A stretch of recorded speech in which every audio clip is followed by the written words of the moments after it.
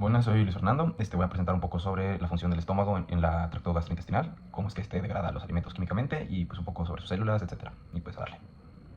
Para empezar voy a hablar un poco de la anatomía del estómago. Podemos ver que se divide más o menos en 4 partes. La más superior se llama fondo. Acá esta parte que es más grande se llama cuerpo. En el fondo tenemos el antro y el píloro. En el píloro encontramos el esfínter pilórico, que es el encargado tipo de que la comida que está siendo digerida al quimo no salga como que salga poco a poco.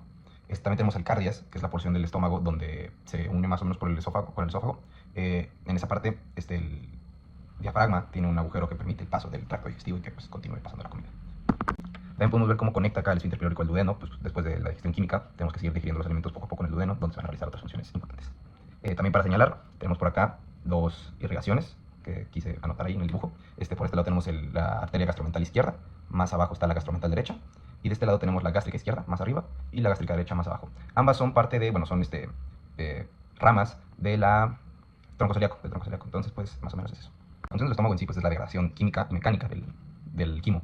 Química pues porque aquí se produce ácido clorhídrico, que pues ahorita voy a hablar un poco sobre cómo se genera, y mecánica porque pues como ya mencioné, hay ondas peristálticas que van moviendo el quimo poco a poco a través del esfínter pilórico. El esfínter pilórico lo que hace es impedir que todo el quimo salga como de golpe, no lo va haciendo pedacito, poco a poco. La importancia de que el vaciado gástrico se haga poco a poco es que se degrade correctamente todo lo que esté llegando al estómago, todos los alimentos. El estómago en sí no cumple una función absortiva, como ya mencioné, sus funciones más de degradación, pero sí puede llegar a absorber tipo agua, alcohol y demás cosas que son fáciles que pasen a través de las células. Ahora sí, hablando un poco más de histología, primero me gustaría mencionar que el estómago pues, tiene una mucosa. Esta mucosa es muy importante, pues protege a las demás células, bueno, las distintas células que ahorita voy a mencionar, del ácido que se va a estar produciendo. Pues recordemos que si se dañan estas células, podrían formarse algún agujero, que causaría, por ejemplo, una gastritis. El epitelio del estómago va a formar estas como huecos llamadas criptas gástricas, que dentro de ellas tienen las glándulas gástricas. En las glándulas gástricas vamos a encontrar las distintas células que cumplen funciones además de la protección. Ahorita voy a hablar un poco más de ellas. Las primeras células que quiero mencionar serían estas en naranja y estas en rosa, que son las células epiteliales y las células mucosas del estómago. Pues estas obviamente se encargan tanto de la protección del estómago como la producción de más mucosa, que pues ya dije un poco para qué es importante. Acá en verde tenemos las células madre del estómago. Estas pues se encargan de producir o cambiar o transformarse en los otros tipos de células que tiene el estómago según lo vea necesario, ¿no? Negras, primero voy a hablar de las negras, son las células principales del estómago. Estas se encargan de producir pepsinógeno, que cuando se transforma en pepsina se encarga de la degradación de los aminoácidos. De ahí tenemos estas células en morado, que son las células parietales del estómago. Estas son más abundantes en el cuerpo y fondo del estómago, que pues ya lo mencioné, están por ahí. Y pues se encargan principalmente de la producción de ácido clorhídrico, que pues como ya mencionamos es el encargado de la degradación de los alimentos que estén cayendo. Por último tenemos estas en azul, que son las células endocrinas del estómago. Las células endocrinas del estómago se encargan de la liberación de 2 hormonas, principalmente la gastrina y la somatostatina. Estas se activan cuando al antro del estómago, que pues es esa parte de ahí abajo, llega la comida, ¿no? O sea, las células detectan que hay comida y empiezan a estimular la liberación de estas 2 hormonas que ya mencioné. La gastrina va a cumplir 2 funciones muy importantes. Una de ellas es el cierre del esfínter inferior del esófago y la otra va a ser la estimulación del aumento de producción de ácido clorhídrico. Se me olvidó decirlo, pero la somatostatina que se produce acá en las células endocrinas del estómago cumple la función de inhibir a las otras células y las funciones que cumplen.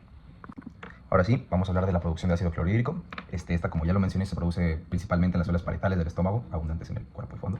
Y pues se va a dar gracias a distintos receptores y canales de distintos elementos que van a hacer posible la salida de hidrógeno y cloro de la célula para producir ácido clorhídrico. Ahorita explico un poco más.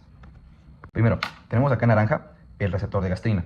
Como ya mencioné, la gastrina tiene la función de aumentar la producción de ácido clorhídrico. Entonces, al unirse a su receptor, va a aumentar la producción de anhidrasa carbónica. La anhidrasa carbónica lo que hace es que al agua y al CO2 que entra a la célula parietal los va a convertir en ácido carbónico. El ácido carbónico se va a dividir en hidrógeno y en bicarbonato. El hidrógeno y el bicarbonato del ácido carbónico van a irse por distintos caminos. El bicarbonato se va a ir por este camino, que es el intercambiador de cloro y bicarbonato, que pues lo que va a hacer eso. El bicarbonato sale de la célula mientras que el cloro entra. ¿Por qué va a entrar el cloro? Bueno, pues eso es para la siguiente función que voy a explicar. El hidrógeno, por su parte, se va a ir por acá, en esta bomba de hidrógeno-potasio. Recordemos que pues, el potasio en sí es abundante dentro de las células, pero en este caso está afuera de la célula. Entonces, cuando entra el potasio, sale el hidrógeno.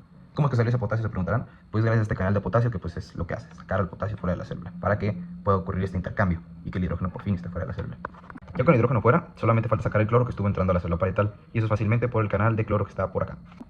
Y ahora sí, con el cloro que entró por acá y el hidrógeno que salió por acá, se va a producir el ácido clorhídrico. Pues ya lo mencioné, su función es la degradación de los alimentos que estén llegando al estómago. Y pues ya eso es todo.